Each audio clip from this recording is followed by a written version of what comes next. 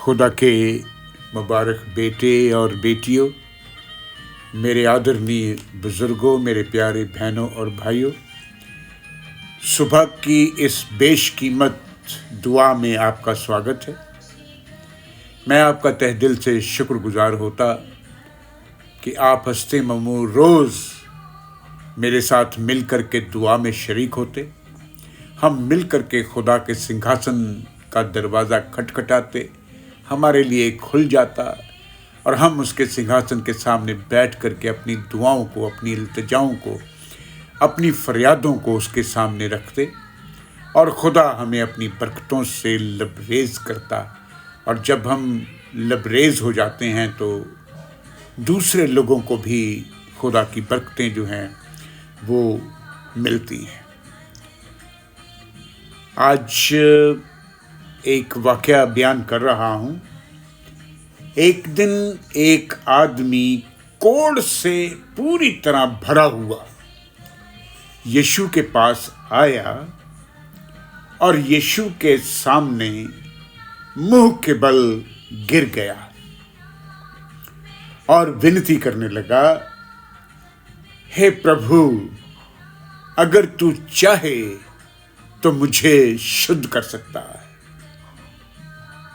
मेरा कोढ़ मिट सकता है, मैं पाक और साफ हो सकता हूं, मैं अपने लोगों में जा सकता हूं, मैं फिर से अपनी जिंदगी को रिस्टोर कर सकता हूं। है प्रभु, मुझ पर दया कर दे। खुदा ने उसकी तरफ ध्यान दिया,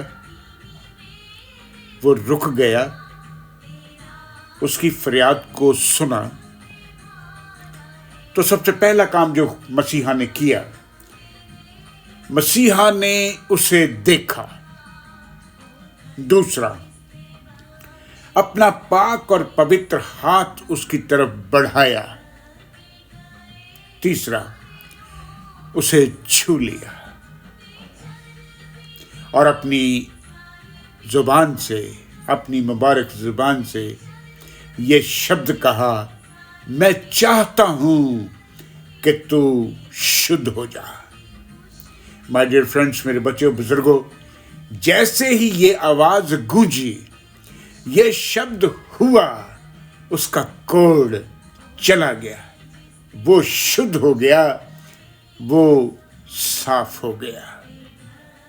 माय डियर फ्रेंड्स, मेरे बच्चों, बुजुर्गों, बहनों, भाइयों, इस दुआ को सुनने वाले लोगों, खुदा का कलाम सुनने वाले लोगों, खुदा की अजीम प्रजा, अगर आप में से कोई भी किसी भी तरह की परेशानी में है तो यीशु चाहता है कि आपकी परेशानी दूर हो जाए। अगर आप किसी भी तरह की दुविधा में हैं तो यीशु चाहता है कि आपकी दुविधा दूर हो जाए। अगर आप किसी भी तरह के दुख में हैं तो आज यीशु चाहता है कि आपका दुख जो है वो दूर हो जाए। अगर आप किसी भी तरह की किसी तंगी में हैं, तकलीफ में हैं, खुदा चाहता है कि आपकी तंगी और तकलीफ जो है वो दूर हो जाए।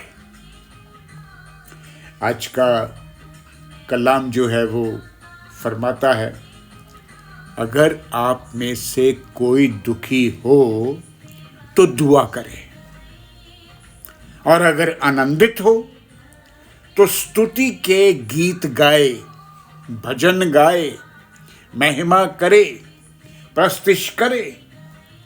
और अगर कोई बीमार हो तो कलीसिया के बुजुर्गों को बुला करके खुदा के नाम से उसके लिए दुआ करें, और विश्वास की दुआ से सब कुछ ठीक हो जाएगा। ये याकूब की पत्री थी, उसका 5वां अध्याय था और उसकी 13वीं और 14वीं आयत जो है वो बयान हो रही थी।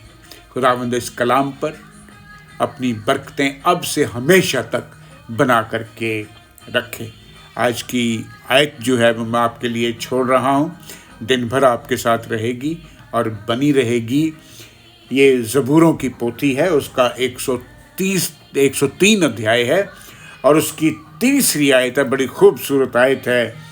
लिखा गया है कि वही तो है जो तेरे सब पापों को माफ करता है और तेरे सब रोगों को चंगा करता है। इन्हीं शब्दों के साथ मैं आज के इस पाक और पवित्र कलाम को, इस मैसेज को यहीं पर पूरा कर देता हूँ। खुदा बाप, खुदा बेटे और खुदा पाक रूह के नाम से आमीन आमीन। दुआ का वक्त हो गया है। आइए मेरे साथ मिल करके दुआ में शरीक हो जाएं। अपने हाथों को जोड़ लीजिए, अपने सरों को झुका लीजिए, अपने आप को खुदा के तख्त के सामने नीवा करें और दुआ में सर झुका लें, सिजदे में चले जाएं। आसमानी पिता, तेरा धन्यवाद है आज की खूबसूरत सुबह के लिए, आज के दिन के लिए जो तूने हमारी ज़िंदगी के साथ जोड़ा और हमें एक नया दिन दिया, एक नई सुबह दी है कि हम इसमें आनंदित हो जाएं, इसमें हम खुश हो जाएं। तेरा शुक्रिया अदा करें परमेश्वर महान।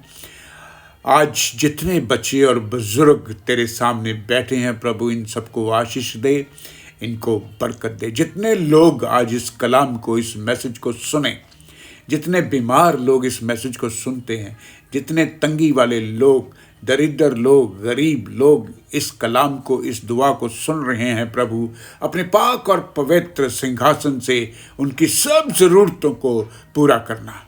उनके लिए अपने आसमानी झरोखे खोल दे खुदा बाप, जो कुछ भी वो मांगते हैं वो आज अता कर। मैं तेरा याजक होता हुआ, तेरा सेवक होता हुआ बार बार तेरे आगे गुहार करता प्रभु कि इन बच्चों को, इन बुजुर्गों को, इन बहनों को, भाइयों को परमेश्वर अपने पाक और पवित्र हाथों में महफूज रखना खुदा बाप, और इनकी सारी ज़रूरतों को, मनोकामनाओं को, दिल के ख्यालों को पूरा कर देना खुदा बाप। दुआ में कुछ मांगना भूल गया हूँ तो अपने पाक और पवित्र इलाही खजानों से अता कर देना खुदा बाप, खुदा बेटे, खुदा पाक रूह के नाम से आमीन आमीन।